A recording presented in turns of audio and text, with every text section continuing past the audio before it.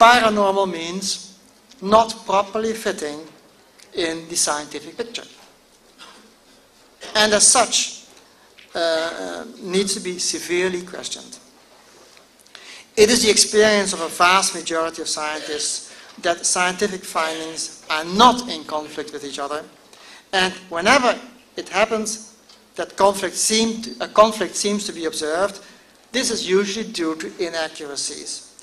We are human beings, and as such not immune against human failures and mistakes. The best advice I can give here is always to stay as critical as possible, particularly when results are claimed that seem to be irreconcilable with things, with established wisdom, things we thought we knew. It does happen, of course, very occasionally, that new approaches lead to entirely new insights that overthrow the old establishments. But much more often, there are gradual improvements and not revolutions at all.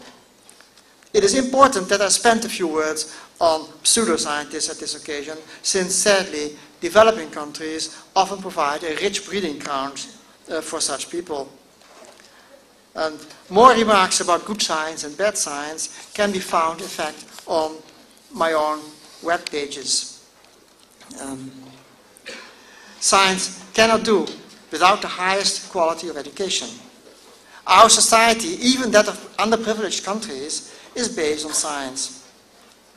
Only those nations that invest heavily in the education of their people at all levels will be able to generate their own scientific elite. And only those nations can subsequently take their future in their own hands. In fact, I've often been asked, how can it be that in the Netherlands, with 16 million people at present, but only actually 5.1 million people in the beginning of the 20th century, that the Netherlands had so many outstanding scientists, including several Nobel Prize winners. Particularly in the first half of the 20th century, we had Van het Hof, Lorentz, Zeeman, Van der Waals, Kamerlingh-Onnes, Einthoven, Ekman, De Beije, Zernike, and that's quite a list of Nobel laureates. In the biography of Kamerlingh-Onnes, written by Dirk van Delft, it is obvious why these people were so outstanding. In 1863, a new educational system had been introduced in the Netherlands by the politician called Johann Rudolf Thorbecke, who realized that the existing classical education system, which only existed for a happy elite, was not suitable for a larger part of the population. He realized that the larger part of the population should have a new educational system, which he called higher civilian school. There, the modern languages would be taught, together with mathematics, physics, chemistry, and all other topics that would be useful to civilians.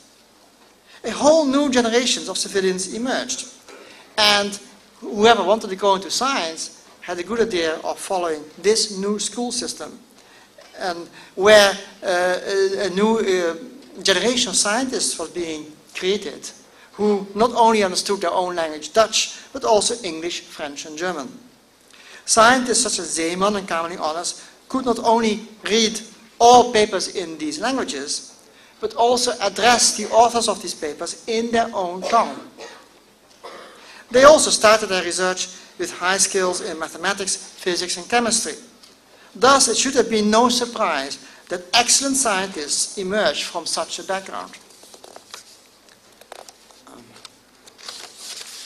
Unfortunately, today, many experts have reformed the educational system in the Netherlands again, to such a degree that now a majority of inhabitants receive a highly criticized kind of education, but highly skilled pupils no longer get what they really would want. And the number of excellent students and researchers seems to be decreasing. Of course, also, the circumstances in my country are changing. Only one language, English, is needed to be able to do good science. so that physicists from English-speaking nations are now having a slight advantage, while nearly the entire globe now manages to communicate in that language. But the lesson is clear: concentrate on good education. Good education begins at the earliest stages: kindergarten, primary school, secondary school. Until age 16 or 18, education should be the very priority for all children, after which they might wish to continue to specialize by choosing from a wide range of possible different educational systems. Education must also be seen as a bastion against extremism. Extreme ideas of religious, nationalistic, or ethnic nature usually foster from ignorance. Youngsters with good educations are much more exposed to people from nations with totally different cultural and ethnic backgrounds, and are more prone to the idea that the entire planet is inhabited by only one human race, Homo sapiens. In this sense, then, science can also act as a bridge between nations. Extreme excitement is raised by the most glorious aspect of science, the Nobel Prizes and humanity's attempts to conquer outer space. Finally, I'm returning to the subject of religion. It is sad to observe time and again that humanity takes its refuge to beliefs from sources that one is not allowed to question, and that are sometimes at odds with scientific findings in a blatant fashion. These belief systems often inspire to commit violence, not because the religion itself provokes directly the violence, but because believers see no other way to impose their religious, sometimes distorted views. A major fraction of humanity cannot live without some form of religion, however, and this is because religion seems to be answering very important questions that science cannot answer. The first set of questions concerns the question as to why are we here? What is the purpose of life? How did life get started, and how will it end? The second set of questions is about justice. Why is it that during their lifespan, wrongdoers are not always punished? And why are honesty, sincereness, and love not always rewarded? Couldn't it be such that there is an afterlife where all these apparent shortcomings are being corrected? And religions give answers to this.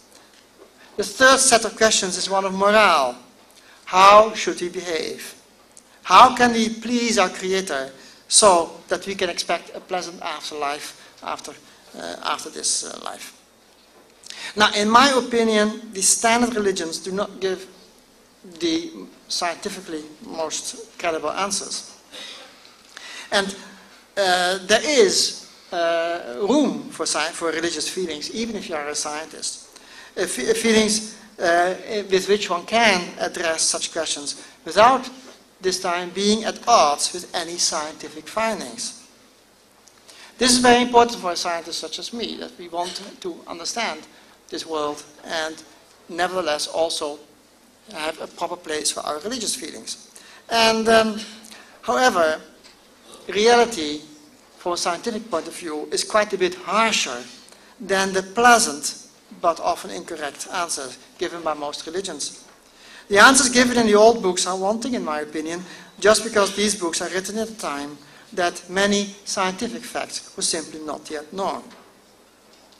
If you think about these things as a scientist, or at least the way I think about these things, one can indeed give beautiful and satisfactory answers to all these questions, without creating the slightest friction with the things you actually know from science. And I would be happy to tell you more about these things. However, I'm not a missionary. Nobody has to embrace my religion because I will be preaching it. Far from that. I would say these things merely because of the attitude I would recommend to the pure scientist when he or she wishes to supplement a scientific worldview with a spiritual one, one without raising internal conflicts. Science, as such, some of the things I said may have sounded naive. Maybe with science, problems and disagreements and war, even with science, they will not go away overnight. But I hope that I succeeded in conveying the message that a scientific attitude will be the best starting point to make a difference. With this, I thank you very much for your attention.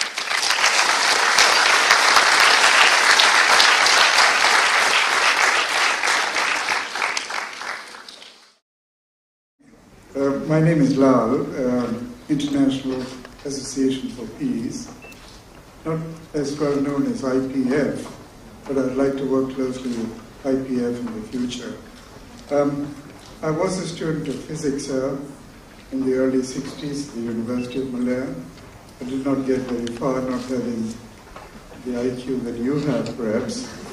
But I'd like to ask you whether the X and Y particles are still coming, because there's a gap, and whether in fact we've reached the final particle in physics, the end of it all.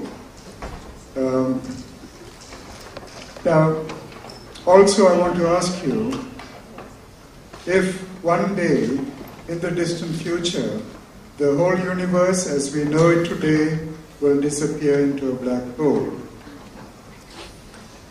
And also this brings me to this question of how much we know as human beings of life, natural laws, and afterlife.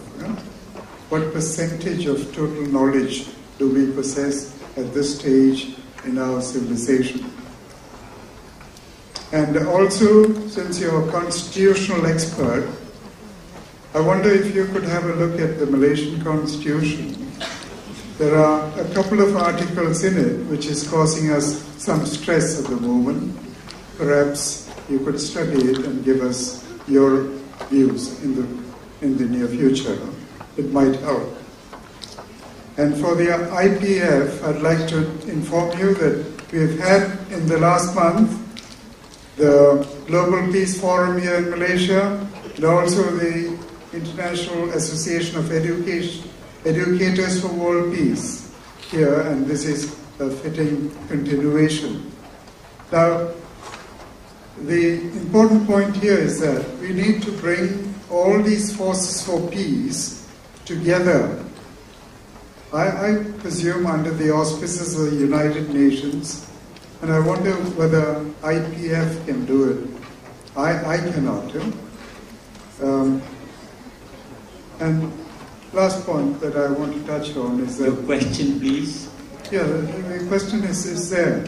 Now, the last point is this. The invasion of Iraq put back the peace movement by several years.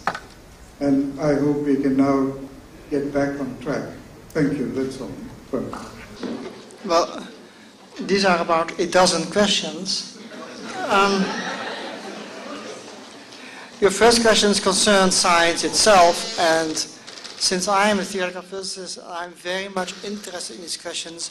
I love to address these points, but I'll be very brief because this is not really a talk about science itself, because you are asking about the ultimate unification of all particles and fields in a sort of all-encompassing theory.